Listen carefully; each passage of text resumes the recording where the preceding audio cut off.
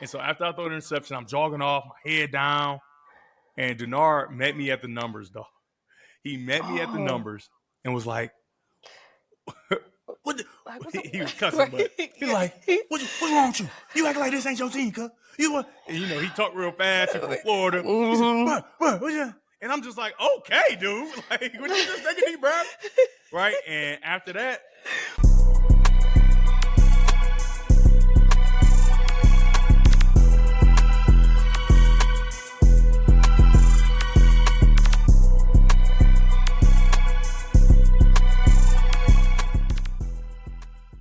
Hey everybody, and welcome back to the Day Rose Show, and this is the Off the Clock Podcast. Now, if you're just getting here, I need y'all to subscribe to my channel, Off the Clock Podcast. On Instagram, it is Day Rose TV, and then also it's Day Rose Show, okay? So, for this week, yes, I have another football player, people that has been in the football world. Now, I need y'all to join in. And none other than Devin Gardner, a Detroit native, and he went to the University of Michigan, a standout quarterback. Devin has set records, led iconic moments, and showcased incredible versatility throughout his college career. After Michigan, he took his talent to a professional level, then transitioned into a world of sports media. Now, you've seen him breaking down games as a sport analyst and also earned multiple Michigan Sport Emmys. And beyond broadcasting, he's also dedicated to giving back, mentoring young athletes. And today, guys, we're going to dive into his journey. So, Devin Gardner, what's up? How you been? I'm doing well. I was going to say, I'm not a football player. Well, I am a football player. But are people surprised? You're a football lady. So, yeah, no, honestly, I've been trying to tap into other sports, but I've been connecting more with just the football community. Once you're a ball girl, once you're a football girl, it's over. Like, you're a football girl. It's the best sport ever created. Yes, but I mean, your background, getting into what you've been, you was always, a football player. Mm-hmm. But I kind of want to dive into how they got started. Okay, so I know you're from Detroit. So what was your influence in starting football? Like, I want to know how some athletes or some kids go for basketball, some go for basketball, some might run track. But why did you choose football? Well, I wouldn't even say I chose football. Football more kind of chose me. I was a super tall, skinny kid, not very coordinated. So basketball early, at like 5, 6 years old, is out of the question, But I just remember after church, we used to go to my cousin's house. And I had older cousins that were playing in PAL. They were playing for the Detroit Junior Buccaneers. And I was in the backyard just playing with them, right? But they're like 12, 10. And to be honest, I was getting busy. Like, I was really getting busy. And one of the coaches actually goes to my church. He's my first ever coach. He saw me back there, and he's like, oh, man. Because I was so misbehaved in the church. He was like, man, if he just play football, they give him some structure. Okay. Maybe he won't be a terrorist when he grows up. You know what I mean? And so he took me out to practice. They made a fake birth certificate so I can play a little earlier than I was supposed to. And that kind of messed me up because as the ages kept going up, they're like, you're supposed to move up, but I was still pretty young, and that's how I started with the Detroit Junior Buccaneers at Adam Butzel. And then I moved to play for the Steelers, and I played for the Steelers all the way through Little League and then went to high school. Okay, so what age were you saying that you started this, that you can remember? I was 6. So it's the 8-year-old team, right? So I was 6 and 7 on the 8-year-old team. And then, but you're supposed to be 7 and 8, right? And so when it comes time for me to turn 8, they think I'm 9, right? So I got to keep with the lie. I got to keep the lie alive. Keep it. I got to keep the lie alive, right? Oh, my God. And so I had to move up. And so I played 8, 9, and 10. I played 3 years on the 10 and under C team for the Steelers and the Buccaneers. So that's like a little known thing. Nobody really knows that except for one of the 8-year-old coach that came after I left. He found out like 2 or 3 years later that I was supposed to be on his team dominating 8-year-olds, but like you were supposed it is what it is. So I got kind of accelerated quickly and it was good. Okay, so like growing up, did you have a player in mind? Like NFL player or somebody around that she was like, you know what, I like his game and I want to be just like him? Yeah, I had 2 people. First it was Michael Vick, right? And at like 9, I discovered Michael Vick, and it was the most amazing thing I could ever discover, right? Everybody knows how great he was at Virginia Tech and then, going to the Falcons. But then when I turned 10, Brandon Graham, who's actually also from Detroit, I was misbehaving in 5th grade, right? I remember my teacher, Miss Murg, like it was yesterday. I'm just getting in trouble over and over again, but I'm really talented at Really? football. And I know a lot of people don't believe it, but I was wild. And so she brings me this article, which I still have today. I told BG that I would give it to him one day, but I just haven't. But she gave me an article when he was on the front of the newspaper, and he was the number one linebacker in the country and number one in the like top 5 player in the country, something crazy. And I just was enamored with it. And she's just like, if you don't like stop acting crazy, and obviously she didn't say these exact words, but she's like, but if you don't stop acting crazy and being this way, there's no possible way, no matter how good you are, that you're going to be able to get to what you want to be and become this, right? And so I put it on my wall right next to my light switch at home, and I looked at it every single day all the way through high school, and that was kind of like my like reaching, right? The thing I could reach for that was clearly tangible, right? Because as much as you believe that you're going to be a professional or you're going to be able to go Division I and play well and all these different things, right? It's really unrealistic. But with BG doing it, with Brandon Graham doing it, me seeing it every day on my wall, it kind of gave me a belief that it was really possible for me too. So it worked, obviously. And it's so funny because I told BG this story because we're friends now, obviously.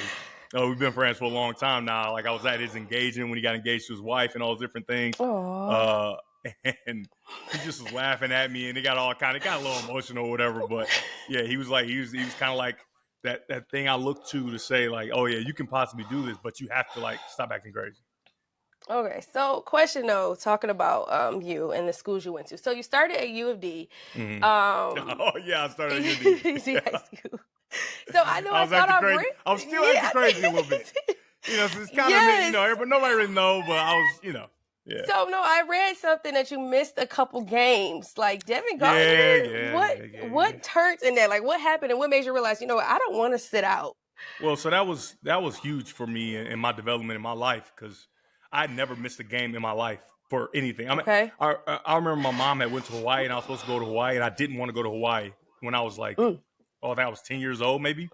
And okay, Mom. It's like, I have a game. I can't go to Hawaii, which in hindsight was ridiculous. I should have definitely went to Hawaii. I should have definitely went to Hawaii, but I never missed a game. And then I was getting in trouble a little bit too much in school, and I got suspended for the first 5 games before the season even started as a sophomore. Oh, before it started. Oh yeah. So I started as a freshman, played well, and then my grades were bad, and I was suspended for the first 5 games of the season, and that hurt. And I remember the college coach coming in, and it wasn't even like a big college, just like Alma or like Albion or something like that. Not the D3 schools, but I get it. Say like it's something wrong with that, but it wasn't like a school that I was aspiring to go to. And looked at my film, and it's like, oh man, this film's so nice and all that. Because I'm young, right? I don't need to really talk to the big schools yet. I'm pretty young. I only played 1 year on varsity as a freshman. I played well, not nothing to be right home about, but I held my own. And he kind of like looked at me, and then they showed him my transcript, and I had like a 1.33. And I know everybody's probably y'all didn't have a minimum then. Yeah, I was for some reason I just happened to be eligible during football, but I was ineligible during basketball. But that's neither here nor there. That's a different story for a different day. But yeah, I had like a cumulative GPA of 133, and he's basically like, I don't need to talk to you. And even though it was Alma, Albion, whoever it was, it really hurt my heart, right? So that coupled with I missed 5 games, I'm just like, something has to happen, right? It has to be a transition. And so like my entire life, I've always been able to make the decision to do things that I want to do, right? So everything I'm doing, I do it because I want to, right? If I don't want to do something, I'm not going to do it, right? And so I just made a decision like, I got to act right. And I played the rest of the season and got busy, right? I was ready to go, and this guy named George Yarberry wrote this article. I think it was called Ahead of His Time, and just talked about how I started early, and even as a freshman, sophomore in the Catholic League, which was the toughest league at that time, and not on a good team, I still played really well, and I started to get some recruitment, but again, my grades just weren't good enough.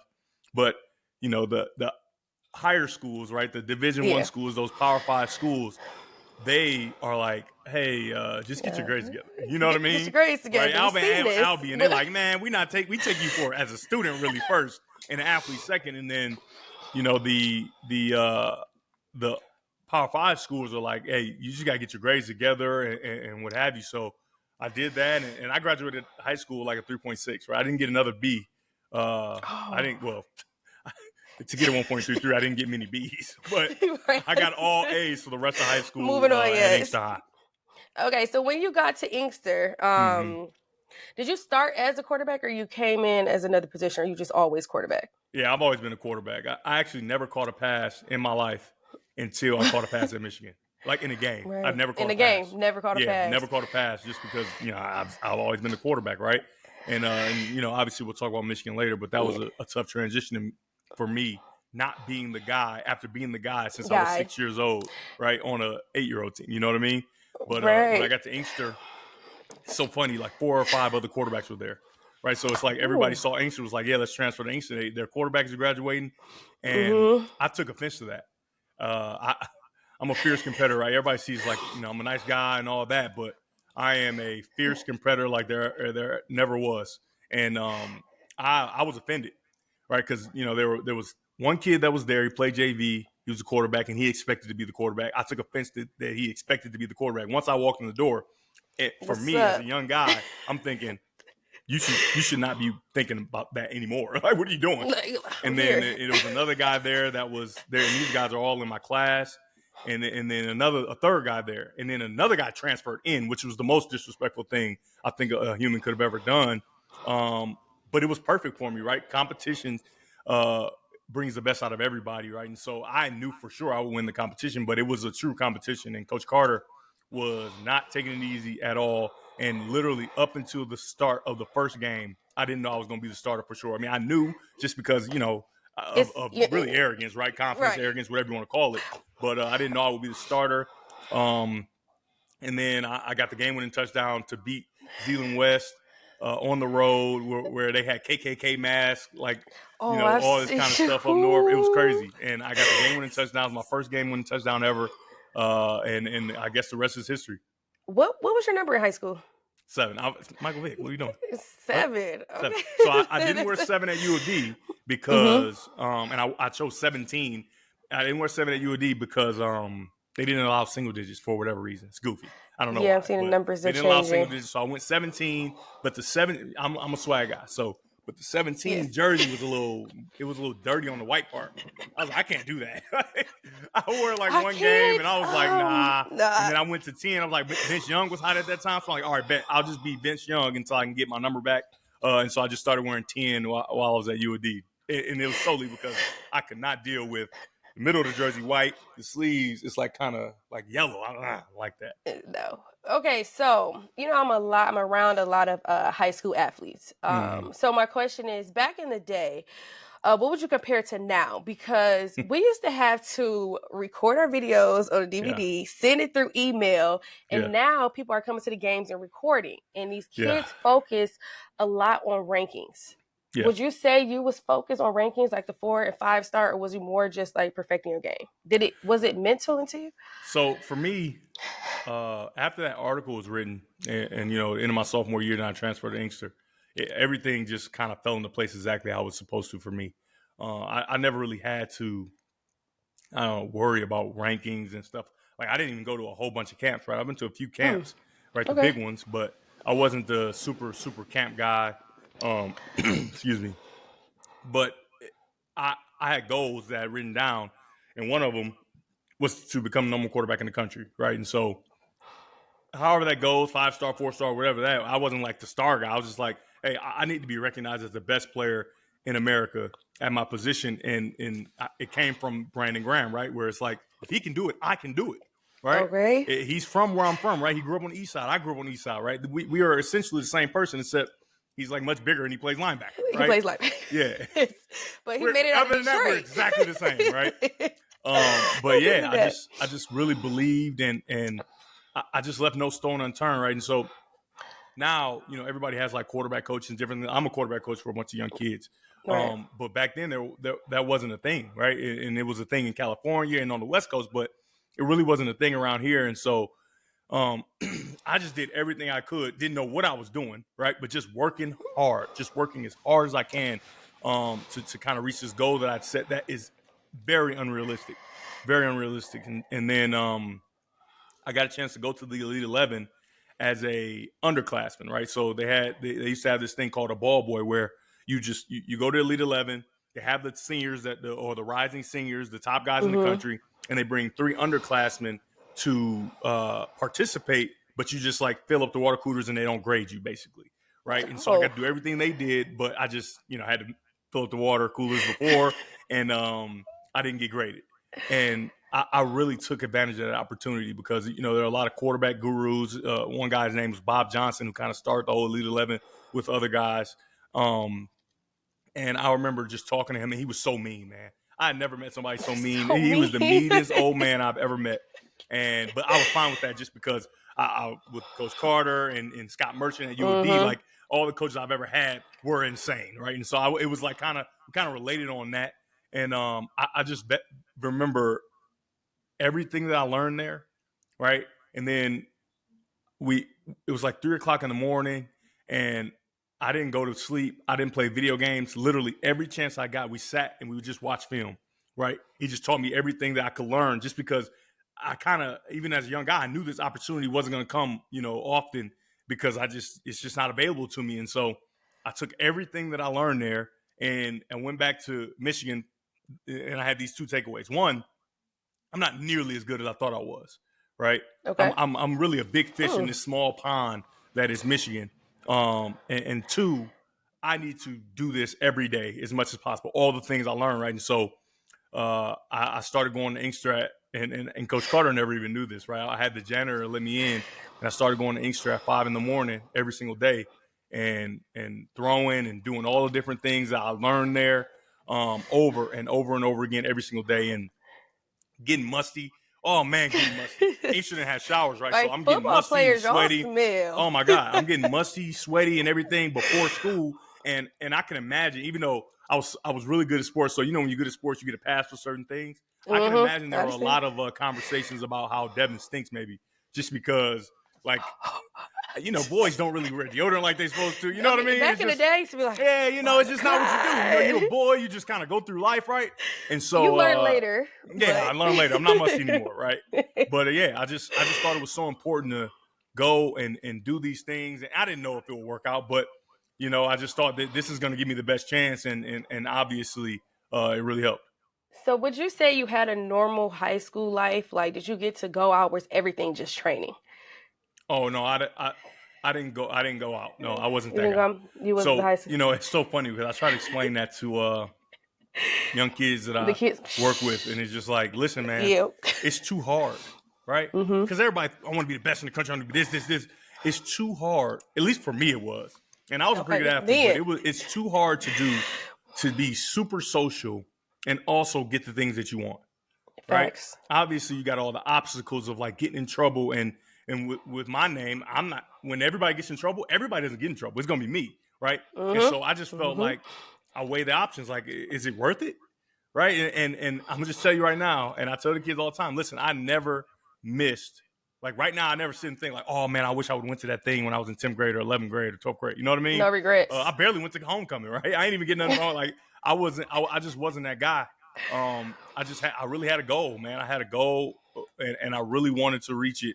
And I thought it would be less likely, right? Coming from where I come from, I grew up in the projects, all that. I thought it would be much less likely if I had all these extracurricular things, right? So I stayed busy, right? I was on the bowling team in high school. Bowling? Y'all had a bowling team? Yeah, I was on the bowl. I know it's crazy, right? I was on the bowling team in high school. I was on the yearbook club. Like I just tried to fill myself up with different things. And obviously I was on the basketball team too, to make sure that I don't get distracted, because distractions are everywhere and it's so easy, and you see it every day. Everybody sees it. So that was me. That was me as a kid. And so it's so weird because you try to relay these messages to these, kids that you work with. And these kids are different than we were kids. I'm really aware though of older people who have gotten far away from what they had done, right? Whether it's like their success in a sport and I hurt my knee and that's why, or you just wasn't nearly as good as you think you were, or that you're saying, or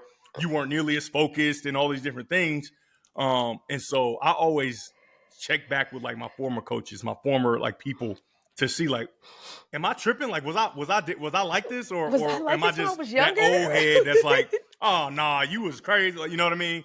And everybody confirms like that. Yeah, I was that guy. Like all my teachers, like I'm still cool with a lot of my teachers from high school, and it was like, yeah, you were different than everybody else, and it was very clear. And that I take pride in that. I take pride in that, and I try to get the kids to be comfortable standing out, just because if you're doing those types of things, you're going to be much different than everybody else. Okay, so you made it to the state finals twice, right? 08 and 09. Oh my God, yes. Sadness. And so back to back, I really want to understand, how did that feel? Like, I think it was 2 divisions, right? Well, First was Division 3, yes, Division 3, and Division 2. Like you went up you went up a division, lost again. Yeah. Okay, let's go with the first game, because I think I have the score as it was East Grand Rapids. Yes, I know. And you lost to a team, what is that, 2 and some hours away, and they came all the way down here. Yeah. Let's go through this game. Like, you was the starting quarterback. What happened? Well, to be clear, they were better than us, right? They were.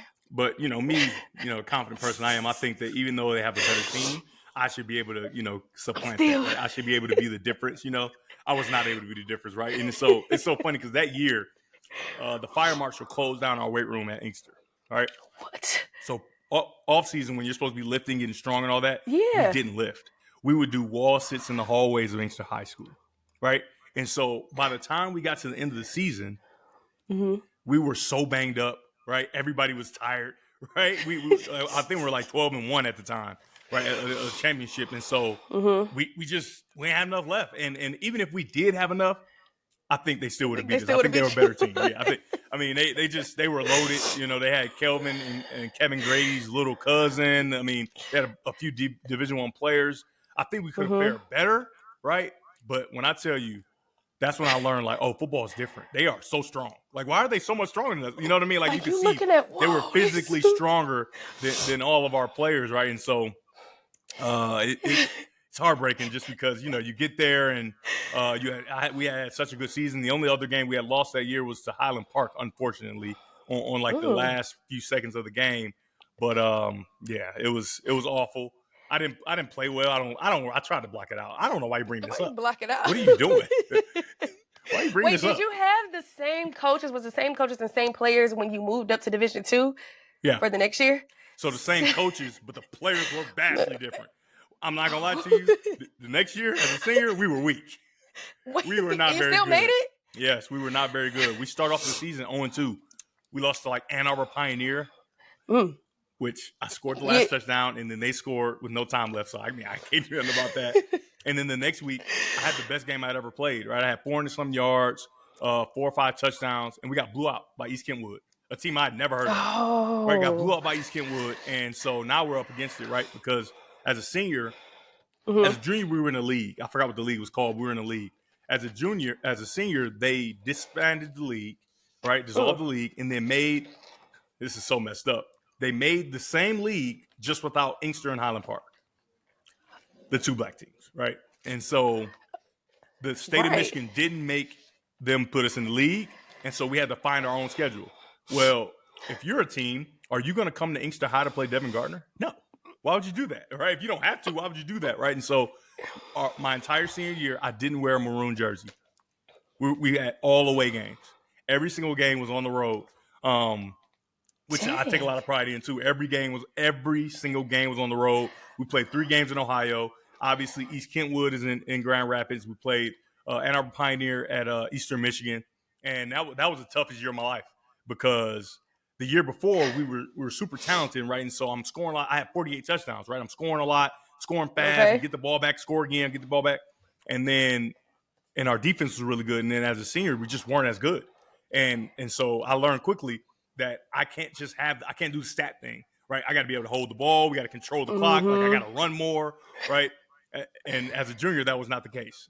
So going through that senior year, lost the first 2 games, and then we go to Ohio and we beat We beat St. Edwards. We went 2-1 in Ohio, right? So we beat St. Edwards. That's a powerhouse in Ohio. And then we lost to St. Ignatius. That's another powerhouse in Ohio. And then we go through the season. We play Grand Rapids Catholic Central. I think we played 4 state championships teams from the year before. And then the last game, we had to win to get in the playoffs. And we happened to be playing this team called Steubenville. If you don't know about Steubenville, they love football, and they had like a 60-something game winning streak or something like that, where they hadn't lost. And so we're going to their crib to play, and it was the craziest thing. I walk in the stadium, and they have a horse on top of their scoreboard that blew fire, like real fire, and it made the whole stadium hot.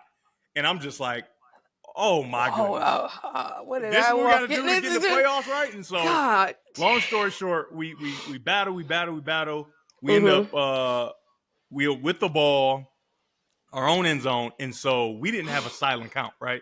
We didn't have a way to hike the ball without my voice, and we get a bunch of penalties, and so we end up like on a 3-yard line, and me and Coach Carter talk about this all the time. And they start playing the band. They were playing the band so loud. That's why we kept getting penalties. They were playing the band right behind us, right? And we finally get the ball hiked. I drop back, blah, blah, blah, and long story short, I take a safety to lose the game. What? I felt terrible, right? I felt worse than when I lost the state championship because now it's like you're the number one quarterback in the country and you're not going to go to the playoffs. That's embarrassing. How are you going to explain this, right? And so, and as I'm jogging off the field, Coach Carter like meets me at the numbers, furious, and I juked him and ran around and went to the bench. Man, I juked him. I put the best move I ever put on a human in my life. When I tell you, his eyes were so red, he was furious, right? And so somehow we get the ball back, right? And we're down 6 or 7. Okay. Yeah, 6, I think. Or no, maybe we're down 5. We're down where we need to touchdown and win, right? And we get the ball back. We get those penalties again. And then we're on the 5-yard line, and I throw out route, right? Throw out route, complete it. So we get a little bit further away from the band playing, right? So we can kind of hear better. Okay. And then the next play, we ran the exact same play, which we only had like 8 plays, 10 plays. We didn't have a whole bunch of plays. We ran the same play again. My favorite play is called sail. I remember like yesterday. It's in the slot. You got an out route at about 10 yards, and on the outside you just got a go route, right? I had never thrown the go route, right? I always throw the out route because it's always open. And for some reason, their safety came down and jumped the out route. And so I'm about to throw it, and I pull it back, and I see the go running, and I just fling it out there as far as I can throw it. That's what he catch did. it, 80-yard touchdown. We win the game. They are about to burn the city down. It was crazy. It was that locker room scene was the most fun I'd ever had. I'd never seen Coach Carter smile on a game day. He was so excited, and we're going to playoffs. And then we get in the playoffs, right? And now it's time to get busy. We scored 50 the first 2 games. We got busy. I don't even remember who we played. I think like Etzel 4, and their coach was talking crazy on Facebook, talking about how I'm a MAC player. Facebook then? Oh, man, he was talking crazy. He was saying like, oh, he a MAC player at best, which like Toledo, Central Michigan, all that. Eastern on them. 5 touchdowns on him. And then so what Etzel you say 4 again, and Thurston, I think it was. And their crowd was talking crazy, and they just turned me up so much. And we were so lucky to even be in the playoffs. So obviously all the games were on the road again because our record wasn't very good. And we blasted everybody all the way to the state championship. And then we lost, of course. But do you keep in touch with any of your teammates from Inkster, or some? Haven't seen some, them. Not all. I mean, a lot of the guys I could keep in touch with are guys that were older that I actually didn't even play with. And then there are a few other teammates that I do keep in touch with from Inkster. But I mean, it's not like I don't want to. It's just like, hey, if I see you, I see you. And, if I don't, I see you on Facebook. A lot of them are Facebook friends, Instagram, and all that kind of stuff. Okay, so I'm hearing that. Was your first offer Michigan State? Yeah. So I'm a State fan, and people know this. Yeah, I never even thought about. To be clear, I never even thought about going there. Okay, but I'm trying to understand, why did you choose State over Michigan? I mean, why did you choose Michigan over State? So for me, you had other offers too, and you wanted to go to Michigan. Yeah, Florida, Notre Dame. I think Notre Dame was my second offer. I remember Charlie Weiss, who was the offensive coordinator for Tom Brady. Big old, big fat dude. And I remember him. Michigan? I went to Notre Dame camp, and I lit it up, and he stopped me during the camp early. and this was crazy because, Tom Brady was at the height that time, and he's kind of like responsible, like that's how he made it seem for what Tom Brady was able to do in the NFL. And he put me on his golf cart, and we're just riding around. And all the other kids are still camping, and they looking like, why you get to get, man, come on, man. So what you mean, why? And so we riding around, and he got like his Super Bowl rings on, and he like, hey, you want to get you one of these? You want to get you one of these? And I'm just like, my eyes I'm a kid, right? And he offered me that day. And so I think that was my second offer. Michigan didn't come in until a little bit later, actually. But I thought about Notre Dame, but I just thought it was too close to UAD, right? Private school. And obviously, growing up now, I know that it's not the same, right? But, as a kid, I'm thinking like, no, y'all ain't going to trick me with this private school thing again, And so that those are some of my early offers. Florida came in fairly late, LSU. But my granddad, he died before he got a chance to see me be, a really talented football player. And his favorite school was Michigan. My brothers had went to the Michigan camp when they were kids. Michigan. Obviously Brandon Graham, you know what I mean? And so I wasn't truly a Michigan fan, to be honest. I actually like Ohio State for a very immature reason. I just thought that red was so sweet. My favorite color was red. They wear red uniforms, and they were winning at the time. And so I was like, I loved it. And when I got invited to the Elite 11 as an underclassman, the camp was at Ohio State, and we wore these red shirts with the numbers on it, Nike camp. And so I was enamored with the red and all that kind of stuff. But it was pretty much always going to be Michigan for me, right? It was going to be Michigan just because, I just always thought that the best players in Michigan should go to Michigan. I don't think you should go outside because Michigan has everything you want, right? Even when we're not good at football is still king, right? Even when the basketball team isn't good, right? It's still, you know what I mean? It's still Michigan. And then obviously the academics are second to none. Okay, we'll go green. Everybody thinks, I don't know, I've been a Michigan State fan, and I'm not gonna, I am that, I don't want to use the bandwagon word, but when it comes to football, I may switch over to Michigan. But you're a smart girl. Smart. I'm all the way Michigan State when it comes to basketball. Always knew you were smart. Always knew you were smart. Okay, so now you finally made it to college. How was that starting, being a freshman? Like, did you think that you were going to come in starting, or do you already know that you were going to be almost like it was awful. It was awful. It was an awful experience to begin. I'm just telling you. So I graduated early, but like late early, right? So I graduated early because Inkster's superintendent wouldn't allow it because it had never been done, right? So they had to fight back and forth. And enrolling early, right? Yeah. So, but you're supposed to enroll early in like January. I enrolled probably like March. Okay. Which was like kind of the middle, like that in between time, because like I said, the superintendent for Inkster he was super against. He's like, it's never been done. We're not doing this. Right? It wasn't as regular as it is now. Yeah, now it's regular. They got it done, and so now I'm there, and my class was all working out together, but I couldn't really work out with them because they had a different schedule with different classes and different things like that, and so I kind of got thrown into the fire with the real team, right? With the football players, like the real football players. And I remember my first workout like it was yesterday. I threw up over and over. I just remember waking up in the shade, and I really didn't remember a whole bunch, and it was rough. So because I remember doing the workout because it was inside, we was lifting, and it was so hard, and I threw up a bunch, but I was like, man, I can't believe I made it. Right? I thought for sure this was over because you got to think about it. I didn't lift in high school really, and so I remember Mike Barr was head strength coach like yesterday saying, all right, go grab your cleats. Grab your cleats? Was this not enough? Grab your cleats. Whose cleats? I'm not grabbing my cleats. I ain't got no cleats. And so grab the cleats. Man, I passed out on the first. It was this thing called a single fifth and a double fifth. The first single fifth, which is just a sprint around the field, done. Finished. And I woke up in the shed. They was fanning me, all kind of crazy stuff. And I went home, and I'm not going to lie to you. I packed my bag. I said, oh, no, I got to go to church. I got to go to church. But I had no intent coming back. I said, oh, no, somebody need to come get me. This is not. Really? You know what I mean? I just didn't know. This is I had no hard. idea. I thought I was here to play football, and I haven't touched the football since I've been here. I'm throwing up. I've never thrown up from working out all this. And it was just, and it's so funny because my high school teammate, Cam Gordon, heard about it. right? So he didn't have the same lip as me. He heard about it. He was older. He was already there. And they told him, like, hey, man, you should go check on him. Because I was on my way on Devin, home. y'all. I was going home. It was over. Like, this is not for me. Obviously, this is not for me. Maybe the coach from Thurston or whoever was right. Maybe I am a back player because this is too much, right? And he came and talked me off the ledge. He like, listen, man, it's not gonna always be like that, right? It's your first day, you know what I mean?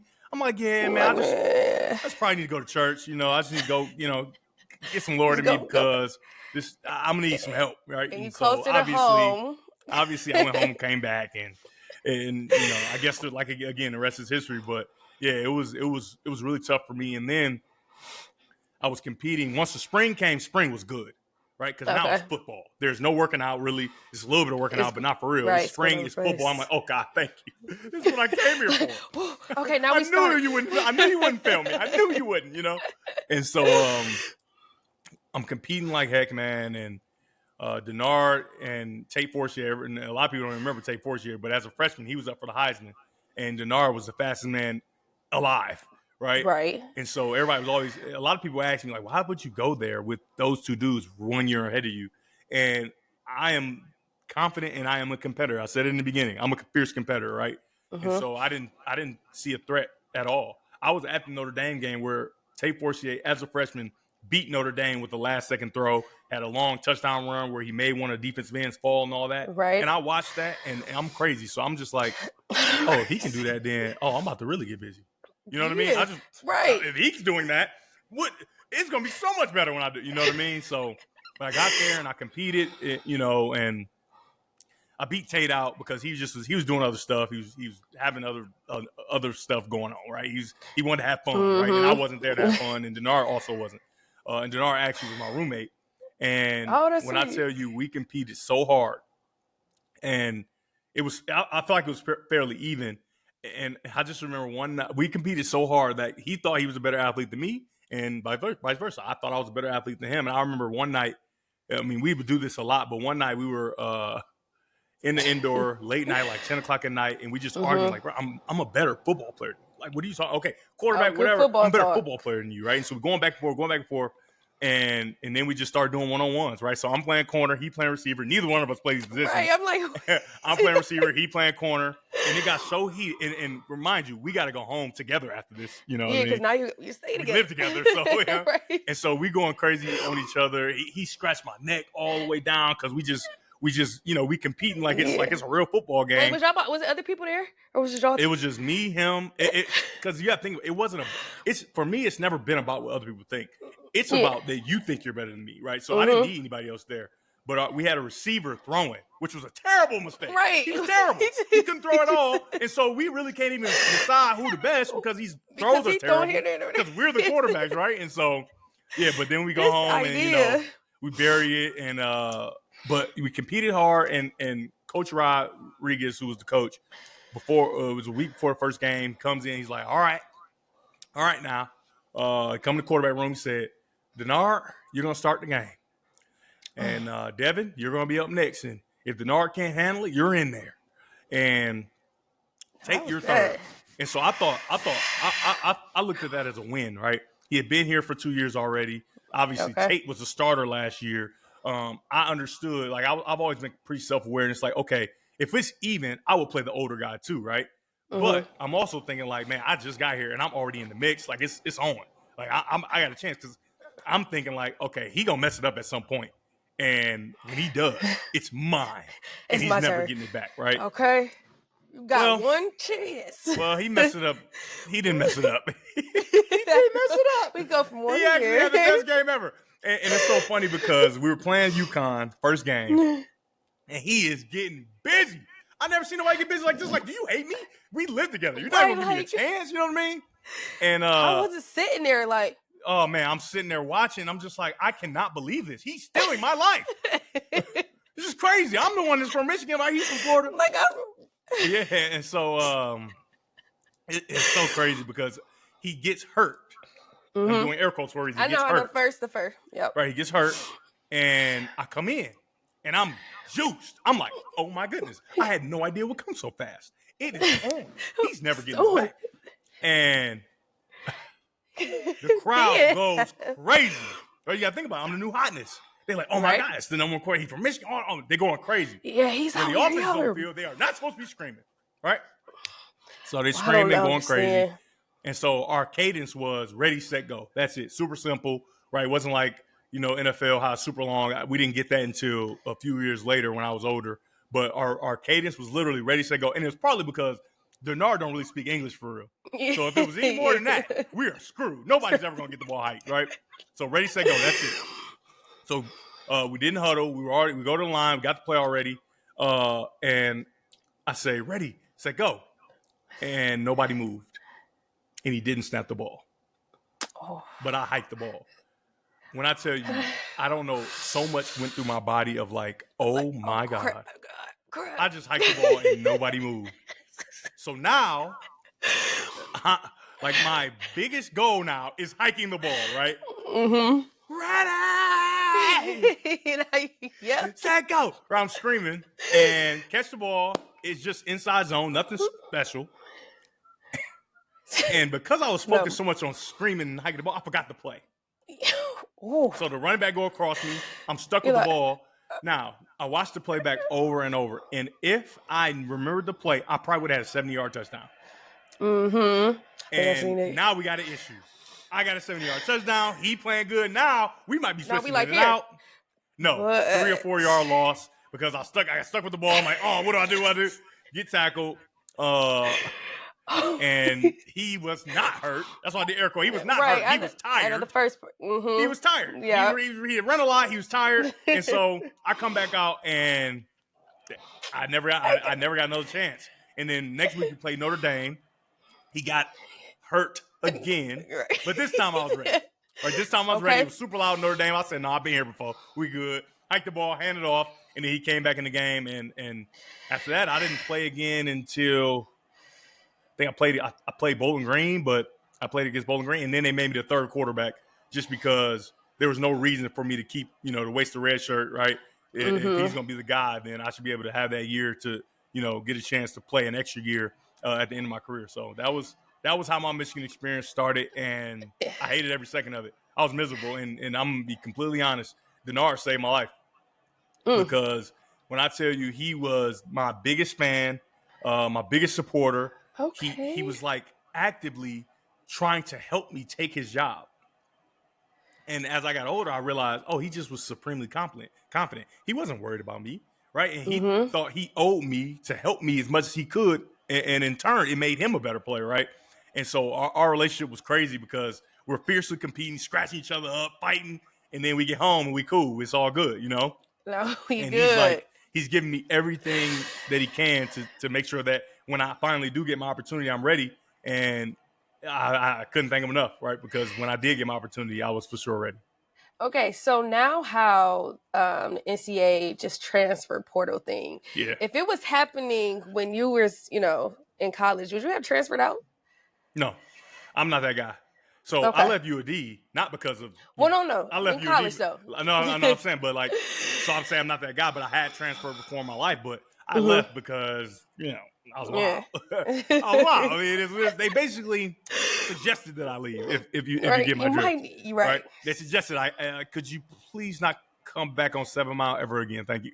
Right. Yeah. Thank you. Right. So, but I just wasn't that guy. I wasn't the run from competition guy. I'm like, I chose this, and there's no way that I'm gonna let somebody else run me out of my own state. Right. That's how I thought about it. So I just kept competing, giving it everything I've got, and I always just knew it would work out. Right. I'm a believer, and so I just know that all things happen for you, not to you. Right. And so if it's all happening for me, I just need to be ready when I get my opportunity, and that's just how I went about it. On the bench. Miserable. On the bench. On that bench. On the bench. Watch. I changed from number 7 because of that. I changed from number 7. I had number 7 because they took number 7 from a senior and gave it to me. That's how nice I was. They took it from him, gave it to me. And I just felt like I was disrespecting Michael Vick by being on the bench. And I changed my number. Changed it to 12. Yeah. Okay, so I was super emotional. Oh my God. I was super emotional. I wanted to quit the team after my first workout. Changed my number. Number I've had my whole life just because I'm not playing. Like I'm like, I don't even know Michael Vick, but I feel like I'm disrespecting him by being on the bench. It was rough. Okay, so was your family and friends at these games? Like, did they have anything to say, like after or with you being on the bench, or was they just very supportive, or was they like the talking shit type of friends and family? Like, Well, they was just like, "Oh, you should be playing you better," basically, which is not the greatest thing. Just right, because, just getting here. like, a lot of the reason why I wasn't playing sometimes was because I was late to workouts, all kind of stuff, right? Just doing kid Really? stuff, right? You wake up late, stuff like that. Now, class, I had that under control. Like, I'm not going through that again, right? I got all A's my first 2 semesters, right? But as far as like waking up early and being on time and making my runs, right, conditioning, all that different stuff, I didn't do the little things nearly as good as I had to for them to trust me, right? College football and once you get to college and beyond, even in high school, for some people, if you're not super talented, it's about trust. If you can't be trusted, and trust isn't built by playing in the game, you don't even get to the game, right? You got to be trusted to go to class on time. You got to be trusted to get to workouts on time. You got to be trusted to do all these little things. Know your plays, not turn the wrong way when you're supposed to, not turn left when you're supposed to turn right. And so I wasn't doing all those little things. I was doing well in practice. Like I was getting busy, but it'd always be like that 1 or 2 times where I don't do the play how it's supposed to be done, or I would go weeks of not missing workouts, and then I'll fall asleep and not be on time for workouts one time. You know what I mean? And so as a grown-up, you understand, if I've never seen you in the fire, right? And the fire is the game, right? If I've never seen you in the fire and you can't handle this, no, I'm gonna trust you. I can't trust you. And it's crazy because the older guys can do it, but they've already been in the fire, right? So I know they're going to be in the fire. I don't know what you're going to be. So all this extracurricular, late, all this other stuff, I can't trust you, right? I can depend on you. My wife wants a new Birkin. I can't. You're going to get me fired, right? If I trust you, right? And so it was. I didn't understand it at the time, but as I got older, I understood. Like, yeah, it was you. You got to look in the mirror. It was 100% you, and you needed to figure it out. And eventually, I did. Okay. So I read about how you got 98. I need you to tell me more detail on this, because how was that something that just came, or you decided? Like I saw it was Tom Harmon? Tom Harmon, yeah. Yeah. So how did that come to get 98? Because I think you're the only person I've ever seen. So listen, that number. I'm probably the only person, like, people just wouldn't believe like what I was as a younger person. Because I'm not. Because of what I am now, right? Okay. I got kicked out of middle school and I got kicked out of high school. That's crazy, right? Kicked out of a middle school, Plymouth Educational Center, and kicked out of high school. And then to get fast forward to that time when the family, Tom Harmon's family, asked me to wear number 98 because they were doing these things where they were bringing the retired jerseys back, right? And they were making them legacy jerseys. And so it was 98's turn, and they were just like, okay, Tom Harmon fought in the war. He's a super American. He was our first Heisman Trophy winner. Like off the field, like as far as socially, he was just an amazing guy, basically. In a time where it was a lot of racism and all that, he was like the solid dude, the solid white guy. You know what I mean? And they were just like one time he played at Ohio State. He was the punter. He was the running back. He played quarterback, and they gave him a standing ovation at Ohio State. Right, you know how that is. That, like, for them to give him a standing ovation, you got to be nice, right? You got to be. And so his family, they're like, who could it be? And it's like, well, Devin is not late anymore. Like, Devin he's a totally different person than he was as a young guy and whatever.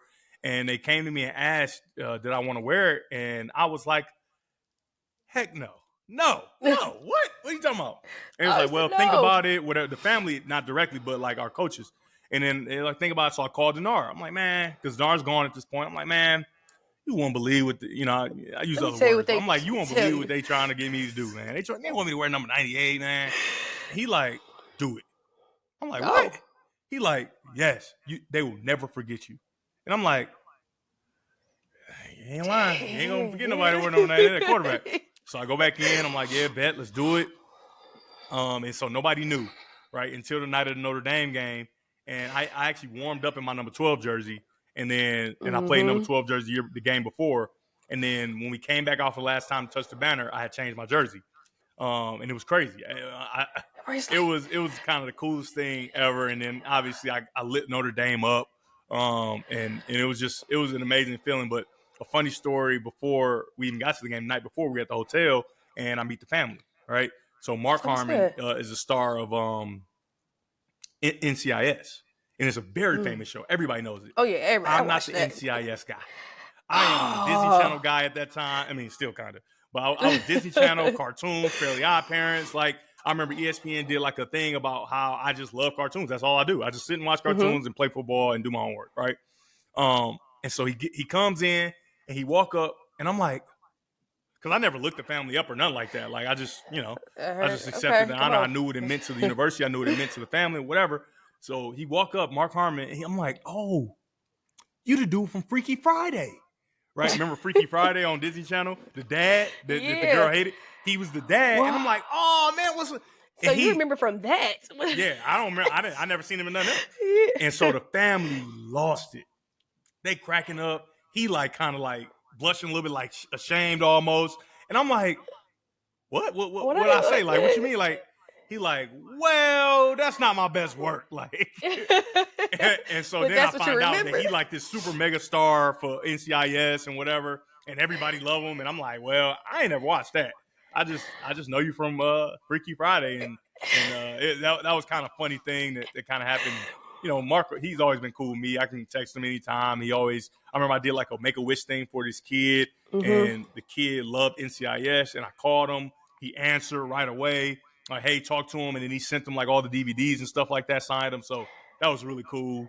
And yeah, wearing number 98, I was super against it. I did not want to do it. And Dinar was like, no, do that. Oh, that's good. And it was a great decision. Okay, so just going back right quick, because, what I'm learning is, did you start as a QB and then end up as a wide receiver and then came back as a QB? Like I said, I was super emotional, man. I was super emotional. So the receiver thing, everybody think they moved me to receiver. Not the case at all. I should probably say this for my book. I shouldn't be telling you this. I should be saving this for a book or something. But remember I told you, I wore number 7. I was on the bench. I'm like, man, I can't take this no more. I am disrespecting my idol, Michael Vick. So I switched to number 12, right? I'm like, bet, I'll just wear number 12. And so we're in winter workouts, and Roy Roundtree hurt his knee, right? And he had to get like a scope. So scope is not that bad. He's going to be out for a little bit. Right? He probably going to be ready for the first game, which is Alabama, but he's not going to be 100%, right? And so me, like I talked about, 6 years old, I've never been second string, and I've never not been in the game. I've never really not been the reason, for the most part, that we're doing well, with other people. But I'm like one of the big reasons why we're doing well. And I'm in year 3, and I am not the reason. Denard is living my life. He's living my dream, and he's living with me. And it's just like, bro, you hate my guts. Like, you're not even going to give me a shot at all, right? And so I'm just like, you know what?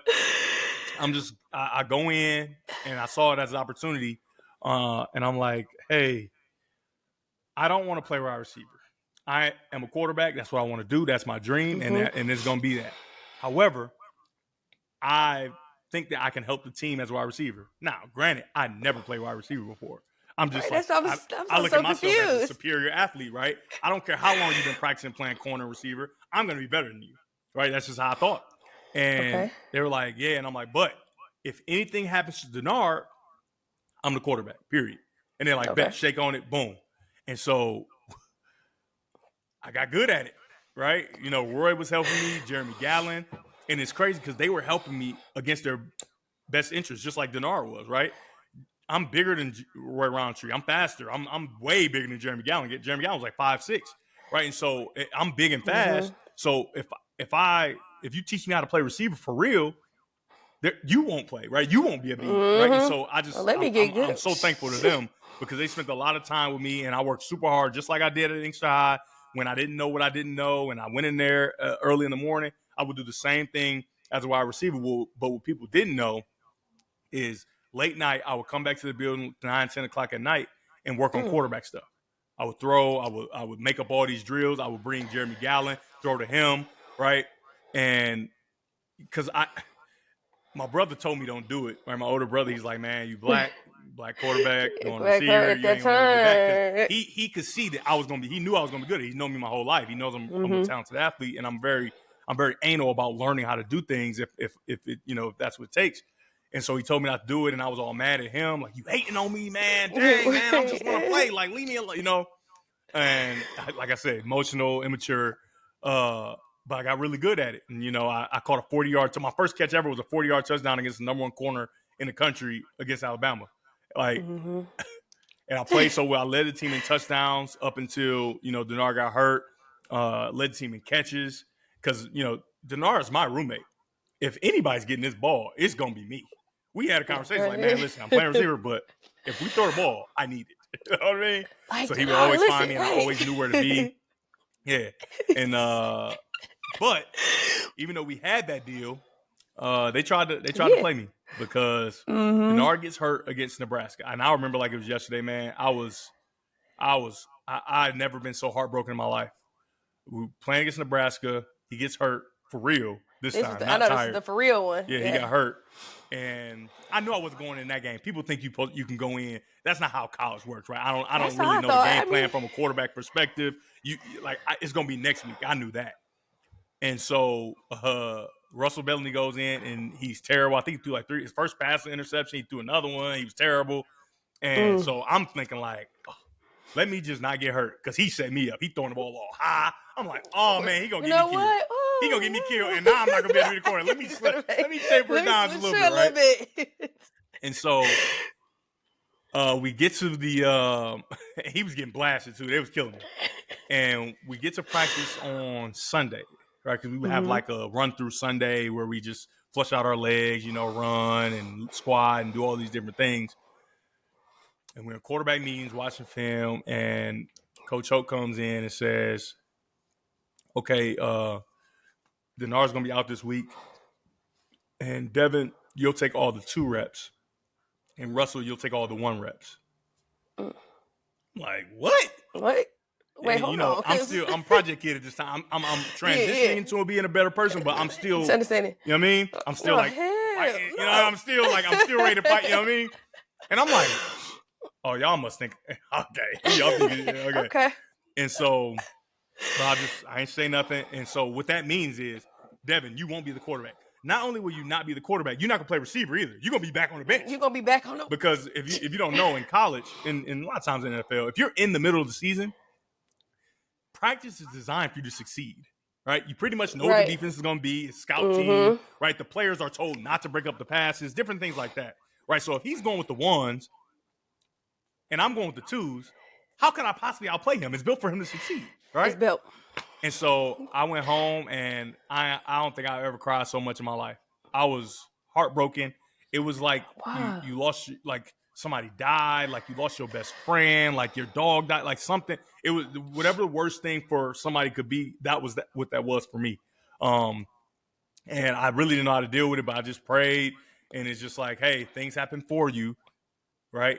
Not to you, right? So it's like, get out your feelings. It didn't happen to you. This happens for you, right? So I go back in, and it's like you can't be the butthurt, angry black dude when you go in there, right? Because it's primarily white university, right? Coaches are white, everything. You can't be that dude. Man, and so I go back in and sitting in the meetings, and I'm regular. I went to the lift earlier today. I'm sitting in meetings, and he come in, he said, hey, and Russell's not there right this time.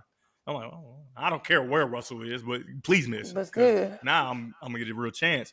And he's like, hey, Devin, you're going to take all the 1 reps, and you're also going to take all the 2 reps. Whatever. Bet. I'm ready. And apparently Russell wasn't the toughest guy in the world. I guess his spleen was hurt or something. I don't know. I really don't care. I don't care. But I'm ready. It's my turn. It don't make me know, never mind. That is none of my business. I'm getting all these reps, and it's on, And so we get into the first game. So first we go to Minnesota, and we go at nighttime and go in the stadium to throw. And this is late in the season. I don't know if you've ever been to Minnesota. Freezing. So we at nighttime, no sun, and I can't even grip the ball. And I am heartbroken again. I'm like, oh my God, I got my chance. Not again. And I can't even throw. Oh my goodness. I'm throwing the ball in the dirt. I can't even grip the ball. Not understanding it's gonna be sun out. Like it's not gonna be nighttime. It's not gonna be freezing cold. Like, it's gonna be cold, but it ain't gonna be that cold. And then we get in the game, and I'm just kind of feeling myself out. Right. I'm not doing anything special, but I'm not doing anything bad. I think in the first drive or second drive or something, I threw an interception. It was It was my fault because I threw it to a guy that was like a blocking tight end. What am I doing? Why am I throwing to him? But I had never been in this situation to be the guy in the game, and so I'm kind of moving a little faster than I should. And so after I throw the interception, I'm jogging off, my head down, and Denard met me at the numbers, dog. He met me at the numbers and was like, what he was cussing, but he's like, what's wrong with you? You act like this ain't your team, cuz. And, he talked real fast. He's from Florida. He said, bro, and I'm just like, okay, dude. Like, what you just take a deep breath? Right? And after that, oh my God. It's this clip. It's my favorite play ever where it's 3rd and 18. I drop back. Look, don't see nobody. I run to the right. Don't see no. It felt like high school. I stick my foot on the ground, run all the way back around, and then throw a 55-yard touchdown. And after that, I lit them up. Oh my God, I lit them up. And when I threw the long touchdown, he ran on the field, Denard, like slapping me. I'm like, and I'm not even like aware. I'm so stupid. I'm running down. I'm like, brother, field goal team about to go on. You about to go off the field. Where are you going? And then like I said, the rest is history. But yeah, it really wasn't supposed to happen for real. Like they tried to play me. We had an agreement, we had a deal, but because I had done all that work as a quarterback when they weren't watching, they didn't see it, they didn't know. I was ready. I was ready to go, and obviously Denard helped with confidence and all that, because even though I'm one of the most confident people I know, I don't know too many people more confident than me, right? Okay. You can still lose your confidence, right? It's not like I can't be underconfident, and so confidence is just like bench press or throwing or sprinting. If you want to run fast, you have to run. If you want to bench press, you got to lift, right? If you want to get smarter or you want to read better, you got to read. And if you want to continue to have confidence, you have to practice confidence, right? You have to practice believing in yourself. And that's something I try to teach young kids, and it's something I do still to today, right? Because, calling these games with 6 million people watching, and, this isn't YouTube, this ain't Instagram where you could just redo it if it was bad, right? It's right now, we live. 1 second, you live, the red light on, the lights are bright, and they're very hot, and you're sweating, and so you got to have a confidence about yourself, and it comes from the preparation, different things like that, but it also comes from practicing being confident, and I still do that to today. Okay, so our question is, moving on to 2015 draft, right? Did you think that you were going to get drafted? Like, how was that? Or how does it feel? Well, I played myself, right? And it's so funny because I make sure I did. I make sure that, because I remember in 2013, I was going to come out. Nobody knows this. I was going to come out. I'd get the draft grade. I heard you're supposed to come out when you hot, right? I was going to come out in 2013, but I broke my foot against Ohio State, right? And so I'm thinking, man, I ain't going to be able to run, because I know, like, me being able to run fast and all that is going to boost my draft. Like, I think I was second round, the bottom of the first, and I'm going to be able to really turn it on. Like, oh, he is a freak athlete, and he can, throw well and all that. And I broke my foot in the Ohio State game. Obviously, played the rest of the game, lit them up. We lost, but 450, second highest passing yardage in the history of the game. Second to me, 503 yards was the first. I seen those clips when you came back with the foot. Oh, that foot was gone. It was bad. It was bad. But I was just like, all right, bet. I'm just going to come back, not knowing our team wasn't going to be nearly as good. Offensive line was terrible, all those different things. And so I just didn't have a really good season. It was almost like my senior year in high school, where we just weren't very good, right? And so I'm coming out, and Tom Brady's agent was my agent, Ian Dubin. And sweet. They, obviously Tom Brady's agent, and they had Julian Edelman too, who played quarterback in college. And they like, listen, man, you can really you can get to the back fast. Like, you can be the guy as a receiver. And I let it get to me. I let them, convince me. And that's one of the biggest regrets, maybe, and mistakes. And I don't really want to say regrets, because it led me to a life that, I couldn't even imagine. Right. No. But, my dream was to play quarterback in the NFL for a long time. And I essentially stripped that away from myself just because of the desire to get to the money. Right. Without, kind of thinking like, but you super nice at quarterback. Once they watch this film, they can see that nobody's blocking. You got a freshman guard, freshman tackle. You know what I mean? But I was they young see and I everything was that just makes trying it. to. I just wanted to be in the NFL. I don't care how it happens. I want to be there, right? And so I was nice at receiver. Like I went to the Patriots, and then they cut me because they had to bring in a linebacker or something. And the the Steelers picked me up the next day. And with the Steelers, I was playing quarterback and wide receiver. And it's so funny because I look at my old wide receiver clips, and I'm just looking like, you guys played defensive back your entire life. You practiced it. I played receiver for 5 games in my life, and I'm getting busy. Oh my goodness, I was getting busy. They couldn't stick me. Like there was nothing they could do to stop me from catching the ball, and it was kind of like stop doing so good. And then like 1 week I'll play receiver, next week I'll play quarterback, and then at quarterback I was getting busy doing everything that I want to do. And then our first game against the Vikings, and the next game I was gonna play quarterback. So this game I'm playing receiver. I'm running a hot route, right? And run a slant, and Landry Jones throws the ball all up in the air, and the dude comes in and takes my knee out. And I never had like any knee injuries and nothing like that. And I tore my LCL right there. And it's crazy because I played the rest of the game, and I was getting cussed out because I was running and running routes and whatever, but I was running so slow, but I thought I was running fast. I watched the film after. Oh I thought I was running fast, and they like, what is he doing? Like, they tripping on me. I'm like, bro, why is they tripping? I'm like, what's going on? Because the adrenaline was pumping, so I couldn't really feel it. And then we were in camp still, and because it was a Hall of Fame game, and the next morning I couldn't get out the bed, I couldn't walk, so I had to crawl down to the because I didn't have a trainer's number. I had to crawl down there, crawl to the trainer's room, and I'm like, bro, I can't walk. And they looked at it. Yeah, that was it. That was it. Because I was a great athlete, but I wasn't great enough to have like a significant injury and still be a 1% player in the world. You know what I mean? I'm realistic with myself. Like as a healthy, like nothing wrong. Oh yeah, I can compete with anybody. But like from an injury where I'm like, you're never gonna be the same. As far like for me, I just felt like I never was gonna be the same. But 80% of what I wasn't enough to be at that level, and so yeah, the dream was gone. But I used to think like, and I try not to do this because it'll drive you crazy. But I'm like, man, if you would have never been playing receiver, this would have happened, But we would have stood to. Yeah, if you would have just been, if you would have been the man, like I talk to the kids all the time. Be the man. Don't let. It doesn't matter what I think about you. It doesn't matter what your parents think. It doesn't matter what anybody thinks. Right? How you think about you is the most important thing, and you ride with that. Right? And I did not ride with that at that time, and so. That was kind of a regret, but it led me to all these other great things. So I'm okay with it. Okay, I did see that you ended up in Japan, right? Mm-hmm. Do you have any type of stories? Because I want to understand the culture differences. Like, it's totally different. How was it? First of all, leeway. Leeway, benefit of the doubt. That was made up in America. That don't exist in Japan. That don't exist. I really don't think it exists nowhere else, right? If it, like you go to register and you pay for something and you're like a penny short, they're like, oh yeah, go ahead, you good. No, in Japan, if you're a penny short, you're not getting it. You better put it back. Go get something else. They're like, no. You know what I mean? No, nothing. No.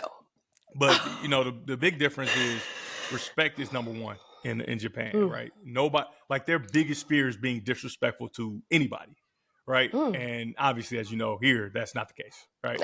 So being over there for 2 years, it was kind of like a culture shock when I came back home. Like, I forgot y'all crazy. Yeah. Y'all like just me crazy. Like that. Y'all just talk to people crazy. You do whatever you know what I mean? So that was say the whatever, biggest do whatever difference. But Japan was fun. And the way that came about is as I was getting healthy, my agent was like, hey, you can go to the CFL. But I also just got an email from Japan. They want to fly you out and spend a couple of days there, and then you decide you want to whatever. And literally in a matter of a couple of days, I went out there and I'm like, oh man, this is crazy. Like this is like I've never seen nothing like this. Like the culture, like being able to be on the other side of the world. I just thought that was super intriguing, and it's just like I really don't want to be in Canada for real. Like if I'm gonna be in Canada, I just go home and get a job, And I went out there, and it was amazing. Made real good money, right? Because I played in Michigan, played for Steelers. They like, oh, you high profile type of thing. It was amazing. It was one of the greatest experiences. I'm so glad I experienced it. And it's so funny because one of the young kids I work with, he's half black and half Japanese, and so like we connected on that, right? Where like he was like 6 years old, I knew way more Japanese than him. Right? I used to like tell him I'm way more Japanese than you do. Like I know Like you I way really more. are Japanese, but I'm, you know what I mean? You don't even know Japanese. But he went to Japanese immersion school, so now he knows way more than me, and I've forgotten most of it.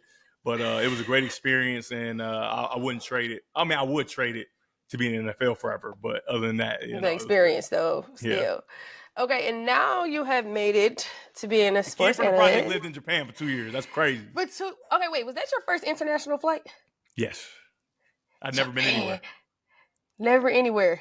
Uh-huh. And Japan was the first international flight. Yep. And my first one was like 2018. I went to Australia. I said, I'm going far. And I went all the way over there to play with some kangaroos. I don't know why, crazy. But that was my idea. But I guess I'm crazy too. Did you just say you're crazy? I never lived anywhere in my life except for in Michigan. I mean, when I trained for the draft, I lived in California for like a month, right? Training, but that's not really living. I was in a hotel, or whatever. But that was my first time like sleeping and living somewhere else. And I decided in a matter of like 3 days that I was going to do it, right? Super impulsive, but it was a great decision. How was your mom though being out there? Huh? How was your mom being out there? I ain't gonna lie, I didn't even tell her I was going. What? I told her like as I was going already, right? It wasn't like a conversation like, hey, I want to do this. Like, what do you think? It was like, hey, I'm on my way to go to live in Japan for a little bit. You know what I mean? Yeah. Oh that's my God. how I've been, right? I just, I'm just gonna do it. Yeah, I just do it. I'll tell y'all when I get there. 1, 2, 3, go. We'll figure it out. All right, so now switching over to now you working for Fox Sports, right? Yeah. As a sports analyst. So I have a question though. How do you actually prepare when you're actually interviewing these athletes? Like, is it better that you used to already play football? Does that make it easier or not really? So for me, like when I'm in college football, which is my main thing, I don't really interview athletes really. Yeah. Right. I'm in the booth, right? I call the game and then I just go home while our reporter doing whatever. I'm on my way out the door. I'm about to go get in the black car. We about to be out, police escort, all that. But when I do UFL, which is I did that last couple of years, and it's actually about to start on the soon. Sideline. That's when I do the interviews. But it's different than the traditional what you would do as an interview, just because I'm more of an analyst on the sideline rather than a reporter, right? So how you would tell stories and stuff like that, I don't really tell stories. I watch the game just like the analysts watch the game. And if somebody scores, right, I know what happened, right? So you ran this route, you did this, whatever. Explain how you know what I mean? So what was going through your mind when you scored the touchdown? Yeah. It really helps that I'm a football guy, right? So I would be miserable if I had to be. I was a reporter for Pistons. That was terrible. I hated it. I hated basketball, it. like, oh my God, I was a reporter for Pistons for a while. And I did not like it. And it was cool because I hadn't dribbled since like 2009. It's like I'm doing Pistons. Like it's the most unlikely thing. Like, how are you a football guy? You're doing Pistons, and it was fun, getting dressed and seeing people from the city and all that. But like trying to tell stories, I can tell stories, but like trying to tell stories from people I really don't know like that. While everybody's staring at you and the game about to start behind you, like it's a lot of pressure. It's too much. It was too much. I didn't like it at all. But I excelled in. I did well, but I was stressed out. I used to be sweating so much. It was terrible. But like for UFL, it's fun. I just literally I'm just talking about football, right? And getting a chance to have fun with the guys, and it's kind of cool because I'm old now, and some of those guys watch me play, right? And so it's just like they kind of respect it. Like they're like, oh my God, you as a player. I'm like, all right, now don't come with the OG stuff now. No, they're doing that now. I can still get busy right now. Like when did 30s become old? That's what I'm saying, Like, God, but yeah, they kind of respect it, and it's cool. It's really cool to get a chance to, connect with them and see them as they're battling through their journey, right? Because UFL, you're not getting paid a whole bunch of money, right? You playing because you love it and you want to get to that next level and get an opportunity. And some people want to get back to that next level, back to the NFL. Yeah, and so it's just I identify with that because if it was around when I was coming up, I would do the same thing, right? I'll be fighting every single step of the way, leaving no stone unturned until I completely cannot have my dream, right? And I just got a respect for guys doing that, and it's fun to do. Okay, so I've seen you on game days, and I see that you want to be the Mr. Style guy. Are you choosing these? Are you choosing these fits, or you got a stylist? I need to know. I certainly dress myself. You dress yourself? Certainly dress myself. So one year college football, not last year, but the year before last. Okay. I was lazy, and they was like, hey, we can You was just have lazy. somebody. Yeah, I didn't feel like putting my clothes in the bag and in my suitcase and all that. So I just was like, they was like, yeah, we can do we have our stylist. You bring all your clothes here, and they'll just put something together for you. And I'm like, yeah, let's do that, right? I don't really feel like it. And I was doing it from the studio, so it's like I can really just wear gym shorts. Like I don't really have to. I was wearing like Crocs and shorts and everything, so I was like, yeah, it ain't that important. And they was doing a good job, but other than that, I dress myself, 100%. All right. Yep, it's on me. It's sweet. All right. Is it sweet? Is it sweet? No, Hobby? You know what I I mean? like the fits. I like the fits because you be like, I got it. Then I like that you putting the reels together with the fits, and that I don't is know if I'm actually gonna do doing that this year, storytelling. but yeah, you know. No, keep it going. Keep it going. Don't stop it. But no, just, finishing up, I'm trying to learn more about this mentor program. I see that you've been doing. Are you working with, what is it, young go-getters? Yeah. Are you working just with the quarterbacks, or is anybody that wants to do football? Like, how does it get started? So it started with just football players, but Okay. it's really graduated to football players, kids that just aren't very tough, right? And want to be tough, right? Kids that just want to try things, like kids that just want to exercise and they want to lose weight. Like, I don't know, like I look at it less of a football program and more of a character building, a life program, right? How are you going to deal with adversity? How are you going to deal with the hardest things that come your way? It's very difficult. And, we got girls, we got older kids, we got younger kids. We got our youngest kid right now is 6, and he is going through it. He don't know if I'm crazy or not. He like, you crazy, but he go to my church, so I'm cool at church. And then I'm like this different person when we working out. And so he young, he can't really figure it out. And that's exactly how I like it.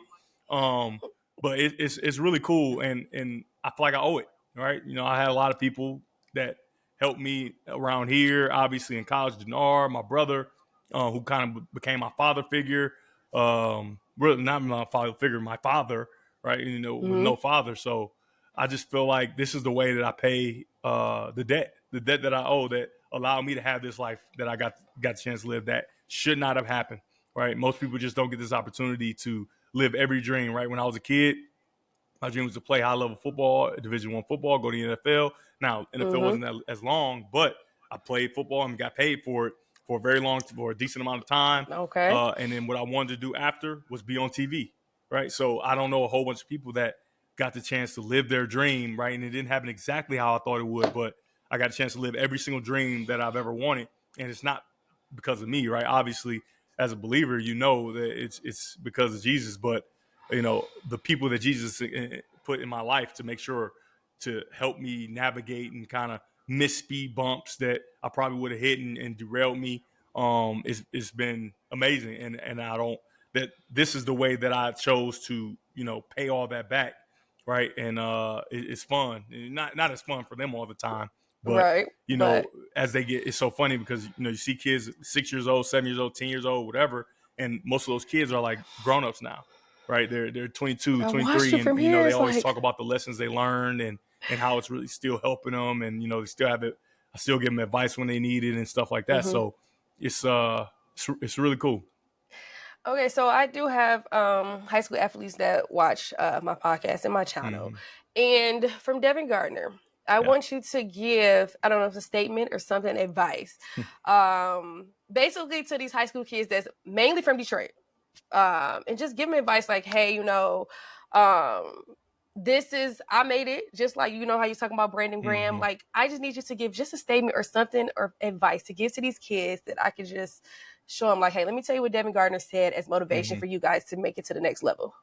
So, like you said, I've always identified and thought like, oh, I could be Brandon Graham for somebody, right? Especially now that I'm telling the story about how bad I was and living in the projects. Like, people don't know that, right? Yeah. And having a 1.3, right? And it looking like it's not going to happen for you, being kicked out of middle school and high school, right? Because usually when a kid get kicked out of middle school, and definitely if they get kicked out of high school, it's over, right? Yeah, everybody writes them off. They don't get opportunity, right? And so, right, I'm that kid. Right, I'm the kid that lives in the projects. I'm the kid that got his bike stole. I'm the kid that was fighting, that was doing all this different stuff. But, I turned it around. And the one thing, I didn't know this growing up, but the one thing that I actively am now is a great mountain climber, right? And so when I say mountain climber, a lot of people think of like actual mountains, right? And I'm not climbing the mountains, right? Mountains, right? However, it's more of like a metaphor for problems and a great mountain climber, a great problem solver. And when adversity strikes, right, I know exactly how to deal with it no matter what it is, right? There is no chance of me folding, right? Everybody talk about, oh, I don't fold. And I see people fold all the time, right? Mm-hmm. And I've never folded, not once, right? Injury, dream derailed, poor, ain't got no money, right? Grown, ain't got no money, right? I've never folded, not one time, right? And so being a great mountain climber, a lot of people would think like, oh yeah, you climb, you get to the top of the mountain, right? You get to be the number one quarterback in the country, right? You get to be, a analyst on Fox, right? You get to do all these things, but what people don't understand is, right, you do all that climbing and it's not really, it is to get to the top, but on the other side is a plethora of other mountains, right? Maybe big, maybe small. However, the process of climbing the mountain is making you a great mountain climber, right? So when the next mountain comes, which it is, right? It's always going to be another mountain, maybe small, maybe big. It's always going to be another mountain, another problem. Being a mountain climber is what you do. You are a problem solver, right? So it's not like, oh man, here go this another problem, man. Dang.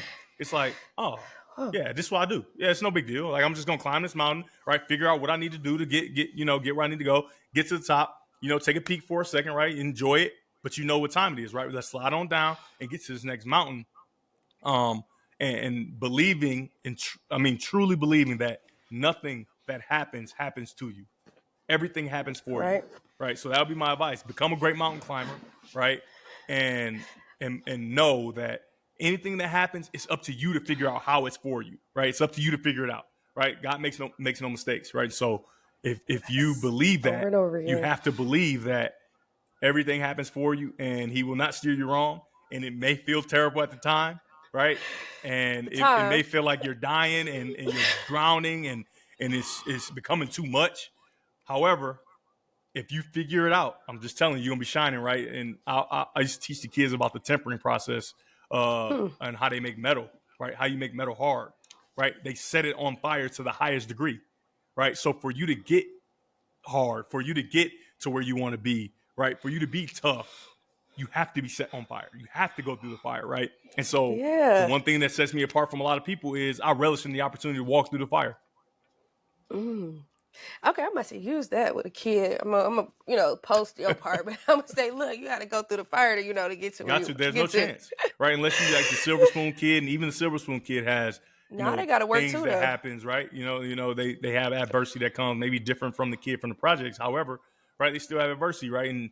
And they're actually set up kind of worse because they don't know what it's like to go through the fire, right? So you kind of got an advantage over kids that may have a little more opportunity or seem like they have more opportunity as you grow up. But if you learn how to walk through that fire, you learn how to climb that mountain.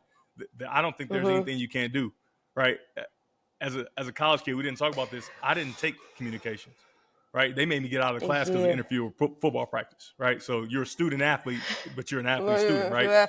And so I thought that dream was derailed. But for me, it didn't happen to me. It happened for me, right? And so when I got a chance to do all my post-game interviews and different things like that when I was in grad school still playing, I would do my weekly press conferences by myself. I'd use those as an opportunity to speak clear and make sure that I'm concise and understand that even though this dream seems like it's derailed being on TV after football, what if it's not? And I should probably be prepared for it. And I got the opportunity, and it was because I was ready for it. Okay, well, I want to say thank you. I really appreciate you for joining because I've been trying to reach out to you forever. Yeah. And I finally got a hold of you. But to my high school people athletes, say that's a problem. People say that it's hard to get in touch with me. And that's exactly how I like it. Oh my God. But no, I finally got you here, and I'm, very grateful that you was able to tell your story and also give advice to these high school athletes who are looking up to y'all, for people that came from the city and seeing that where they have ended up. Because I know some athletes, I tell them all the time, you may not go D1, D2, D3, but it's something you can also do in this football world that you might be interested in. So just look at the people that came from the city. So for everybody out there, they have to remember, football. If it's football, you got to be loyal to it, and it won't be loyal to you. It won't be. Facts. But you still got to give everything you got to. Work as hard as you can, and it will never be loyal to you. However, right, without you being loyal to it, you don't have a chance, right? So at least give yourself a chance, and that's what I did. Yeah, and don't transfer after the second year.